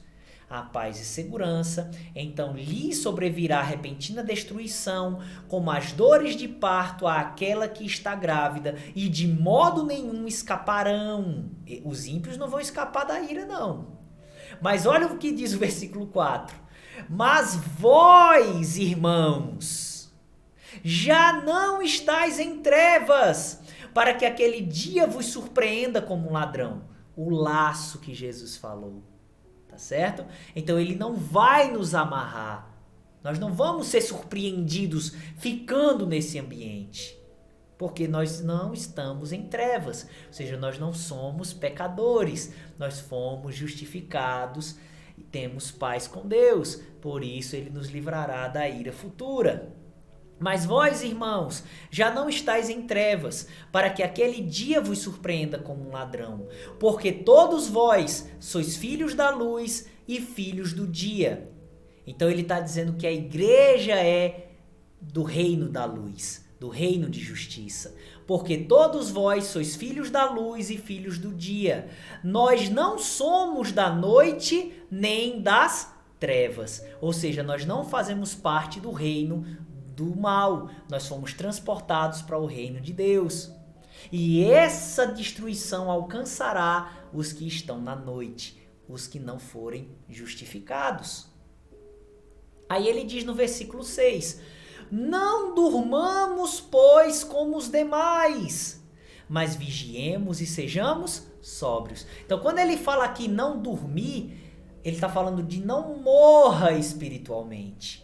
Ele está dizendo, você é justo, você não é pecador, mas conserve isso, não morra espiritualmente.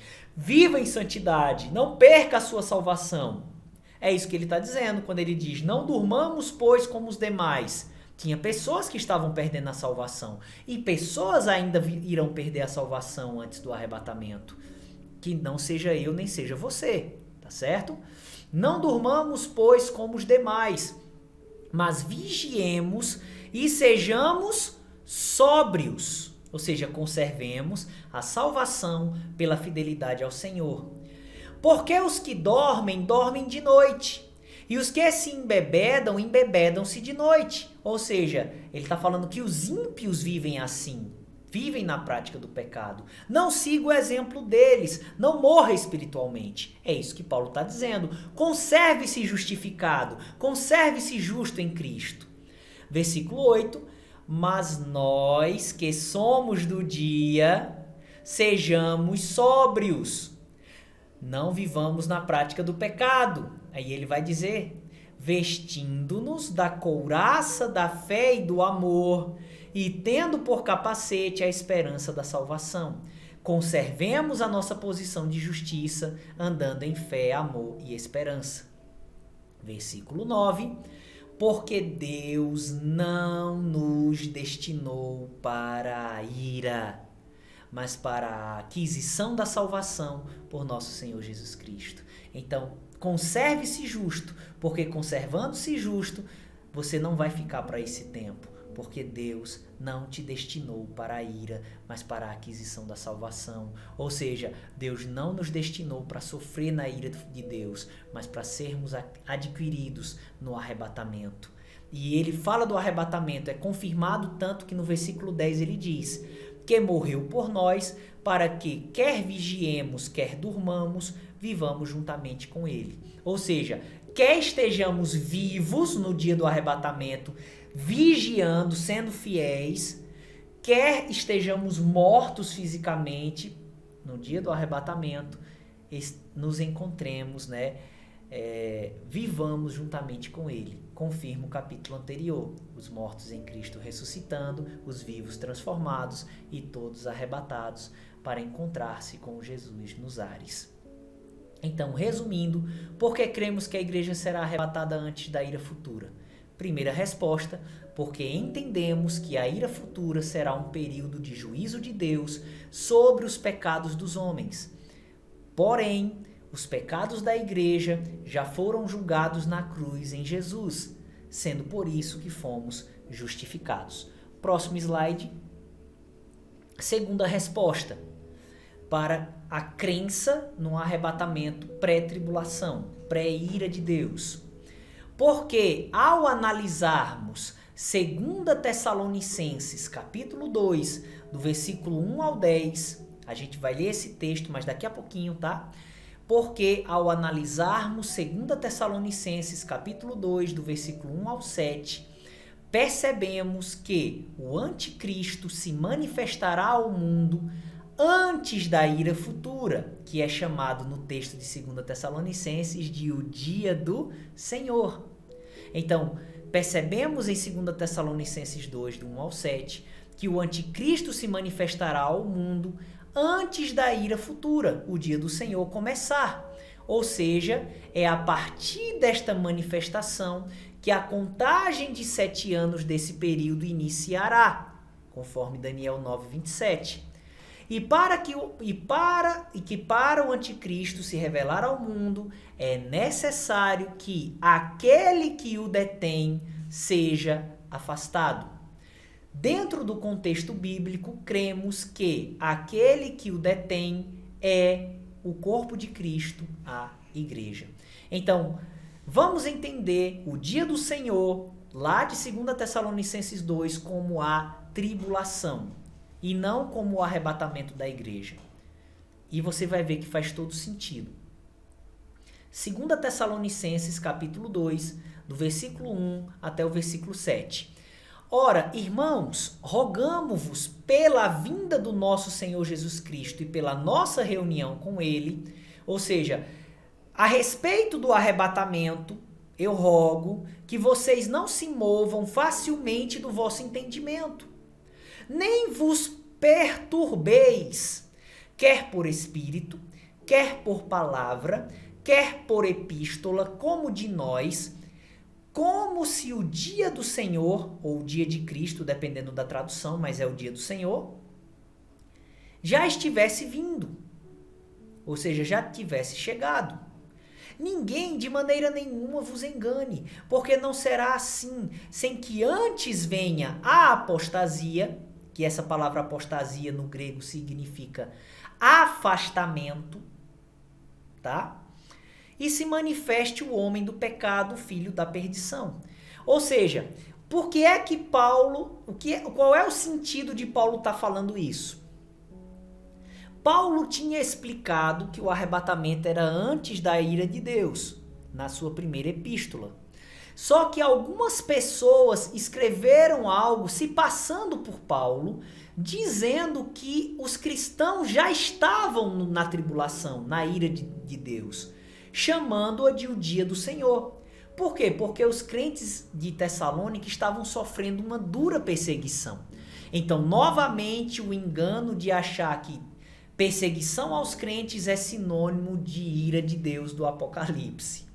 Então, porque os irmãos de Tessalonicenses estavam sofrendo uma dura perseguição pela palavra, alguns falsos, pessoas mais intencionadas, escreveram cartas se passando por Paulo, dizendo aos irmãos que a ira de Deus, que é o dia do Senhor no contexto, já tinha chegado.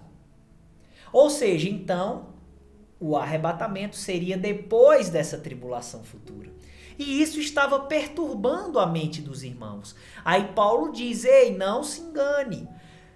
O dia do Senhor, que no contexto é a ira de Deus, não virá sem que antes, ou seja, antes da ira de Deus, venha a apostasia, que quer dizer o afastamento, e o anticristo se revele ao mundo. Então, para que a tribulação do fim dos tempos aconteça, antes tem que haver o afastamento, e ele não especifica que afastamento é esse, não agora, mas mais embaixo ele vai deixar claro, né, que afastamento é esse. Então, antes da tribulação futura, virá o afastamento e a manifestação do anticristo. Quando você lê Daniel 9, versículo 27, você vê que o anticristo fará uma aliança com muitos que durará uma semana, que é 7 anos. O estudo das 70 semanas de Daniel, eu explico melhor isso, esse estudo à parte. Mas, quando a gente fala sobre a tribulação aqui na aula mesmo do curso bíblico, a gente vai explicar porque é que os 7 anos é chamado de semana. Tá? Mas é os 7 anos que ele está falando lá em Daniel 9, 27. Então, o que marca o início da tribulação, da ira de Deus, dos 7 anos da ira de Deus, é o anticristo se revelando ao mundo. Confirma o que Paulo está dizendo. Então, Paulo está avisando aos irmãos, ei, em outras palavras, a perseguição que vocês estão enfrentando é normal da igreja. Mas não é a tribulação do tempo do fim. O dia do Senhor, a tribulação, a ira de Deus, não se manifestará sem que antes venha o afastamento, que é o arrebatamento da igreja. E a manifestação do anticristo. Tá certo? Por que a apostasia, que quer dizer afastamento no original grego, é o arrebatamento da igreja? Porque no versículo seguinte, a gente vai pular o versículo 4 e 5, porque ele explica sobre o anticristo, o que o anticristo vai fazer no tempo da tribulação. Vamos para o versículo 6. Diz assim: e agora vós sabeis o que o detém. Detém quem? O anticristo, de se revelar, para que o dia do Senhor, a tribulação, comece. Agora vós sabeis o que o detém, para que a seu próprio tempo seja manifestado. Porque já o mistério da injustiça opera. Somente há um que agora resiste, até que do meio seja tirado. Então, esse um é a igreja. É a igreja, é o corpo de Cristo. A igreja precisa ser afastada do mundo, arrebatada. Apostasia significa afastamento. A igreja precisa ser afastada, arrebatada para o céu, para que o anticristo entre em cena. Por quê, irmãos? Porque o anticristo será um instrumento de Deus para a punição de Israel e dos gentios na tribulação. Deus vai punir os povos e o anticristo será também um instrumento do juízo divino. A igreja não está destinada à ira, então ela precisa ser retirada para que o anticristo entre em cena. Aí você pode dizer, não, pastor, eu já li tradução da Bíblia que em 2 Tessalonicenses não está apostasia, está rebelião. Então não é arrebatamento da igreja, não. Ei, deixa eu te dizer, a palavra apostasia significa afastamento. Quem traduziu apostasia como rebelião, ele errou a tradução. A tradução simplesmente significa afastamento. Em outro momento, quando Paulo fala que de fato no tempo do fim alguns cristãos vão se rebelar contra Deus, mas ele não fala, ele fala apostatarão da fé. Da fé. Então, se a palavra apostasia já fosse desistência da fé, em outro momento Paulo não teria que especificar. Alguns apostatarão da fé. Se ele especifica, é porque a palavra apostasia em si não é afastamento da fé. É simplesmente afastamento. Em 2 Tessalonicenses ele fala de um afastamento, que o contexto de 2 Tessalonicenses, entendendo o plano de Deus para Israel e a igreja, a ira de Deus sendo derramada sobre Israel e os gentios, e a igreja sendo poupada da ira, o entendimento das 70 semanas de Daniel da forma correta, também nos leva a entender que quem detém o anticristo é a igreja. Então se confirma, se você entende que a apostasia é arrebatamento da igreja, e se você entende que o dia do Senhor ali é a tribulação, você vai ver que Paulo está falando que a igreja será arrebatada antes da tribulação. Tá certo? Então, entendendo isso, o texto de 2 Tessalonicenses explica que a igreja será arrebatada antes da tribulação. Observações. Primeira, no capítulo 10 desta matéria, falaremos mais sobre o anticristo e explicaremos por que a palavra semana encontrada em Daniel 9:27 significa 7 anos, tá? Vamos aqui para o próximo slide. Segunda observação. Dentro do contexto de 2 Tessalonicenses 2, entendemos que o dia do Senhor nesta passagem se refere à ira futura, pois os irmãos de Tessalônica receberam cartas de pessoas que se passaram por Paulo, que trouxe confusão para eles pelo fato de dizerem que as grandes perseguições que eles estavam sofrendo por amor a Cristo, e isso de fato aconteceu, está em 1 Tessalonicenses 1, do 4 ao 8, que essas perseguições provavam que eles estavam no dia do Senhor, na ira de Deus.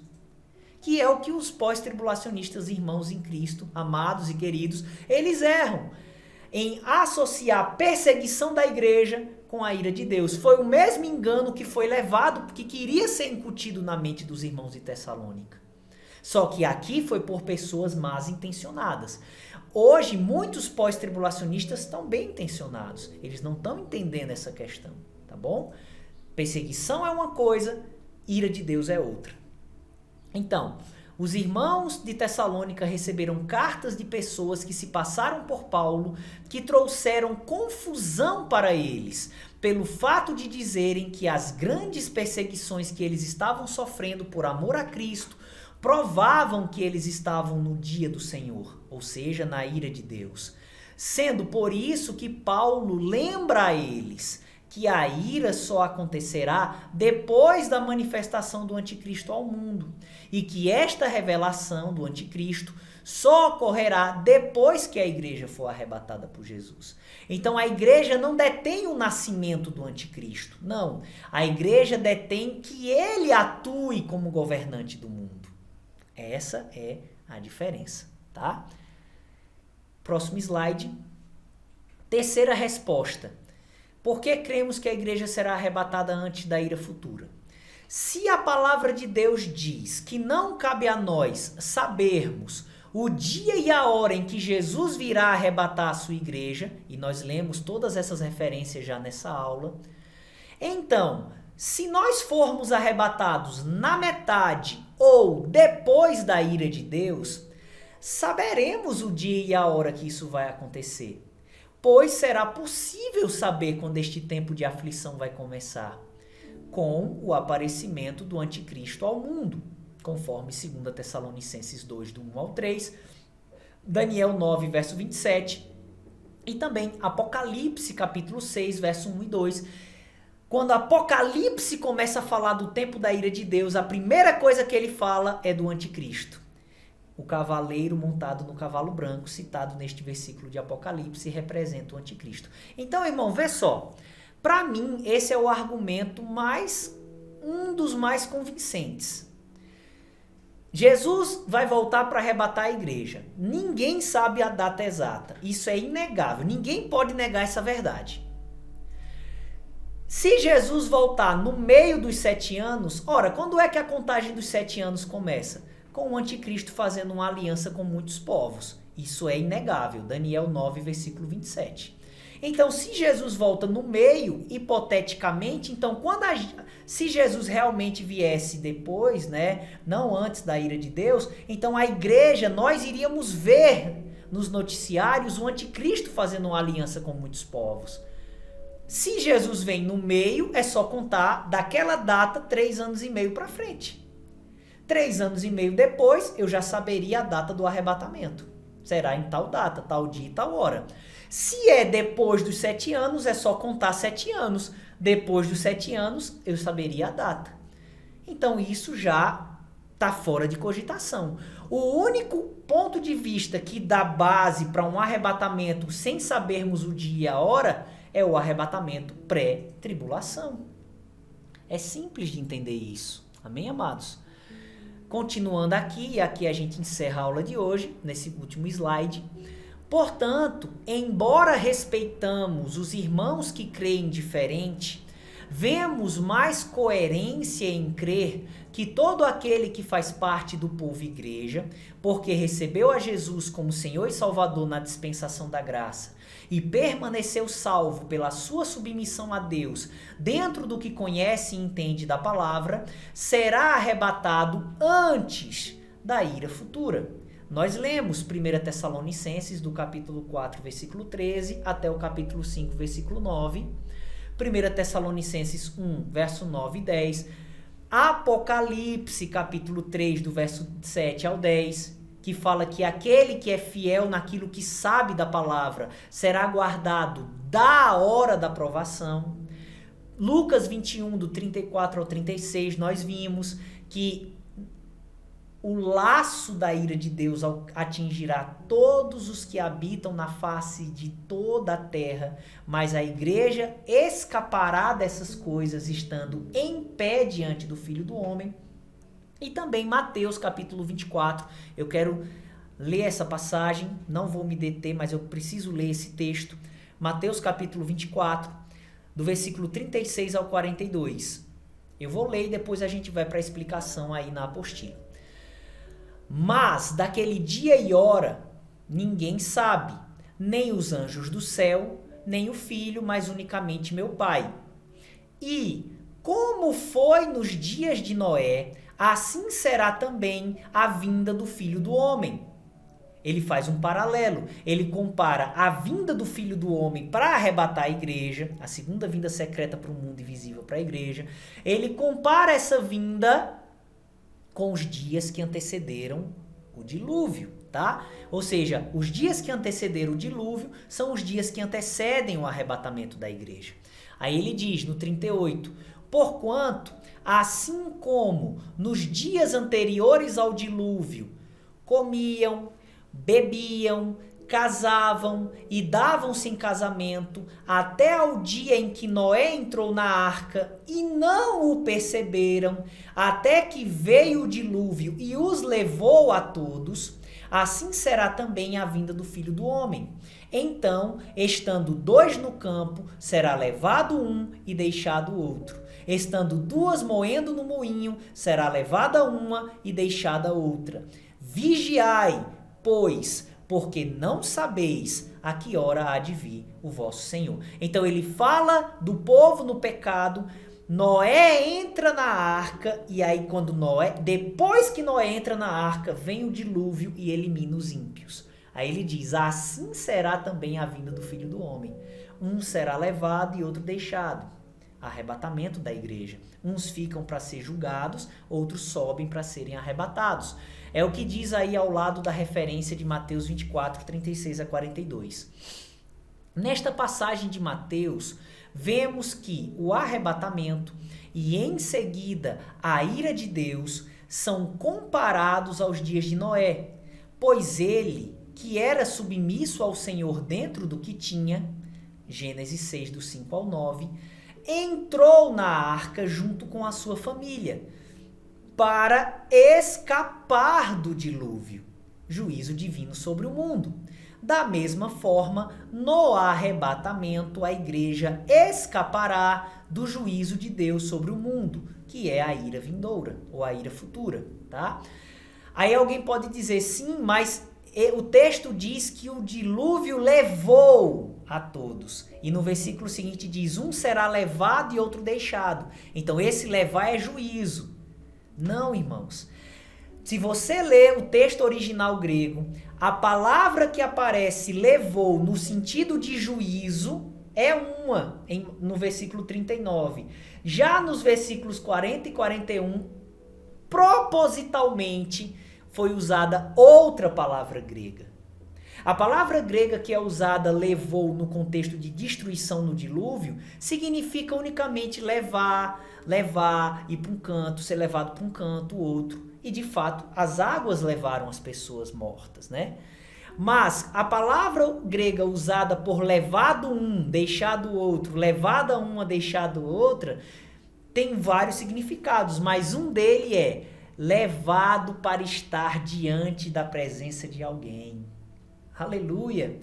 Então, por que ele usa duas palavras distintas? E a que ele usa no verso 40 e 41 pode ser traduzida por levar a presença de alguém. Porque ele está falando do arrebatamento da igreja. E vamos imaginar que o meu celular aqui é a arca. As águas do dilúvio vieram e levantaram, tá?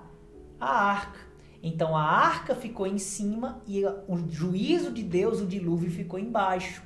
Assim também no arrebatamento a igreja estará acima do juízo, no céu e embaixo o juízo. E assim como quando as águas do dilúvio baixaram, a arca pousou na terra, assim também quando o tempo da ira de Deus acabar, a igreja descerá com Jesus para a terra de novo, para o milênio. Amém, amados? Então, respeitamos os irmãos pós- e mesotribulacionistas e estejamos preparados, irmão. Se Jesus vinha antes, no meio ou no fim, o que mais importa é que a gente vai estar com ele.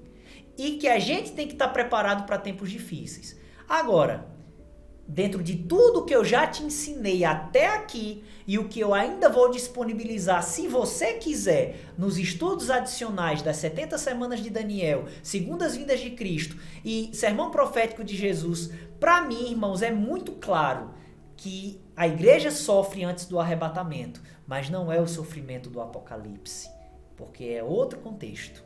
Amém, amados? Aleluia, glória a Deus. Espero que você tenha sido abençoado com essa aula. Na próxima aula, se Deus permitir, a gente vai terminar de falar sobre o arrebatamento da igreja e vamos ensinar sobre o tribunal de Cristo. Louvado seja Deus por tudo, toda honra, toda glória seja dada a Jesus Cristo. Fiquem na paz e até o próximo vídeo, se Deus assim nos permitir. Aleluia.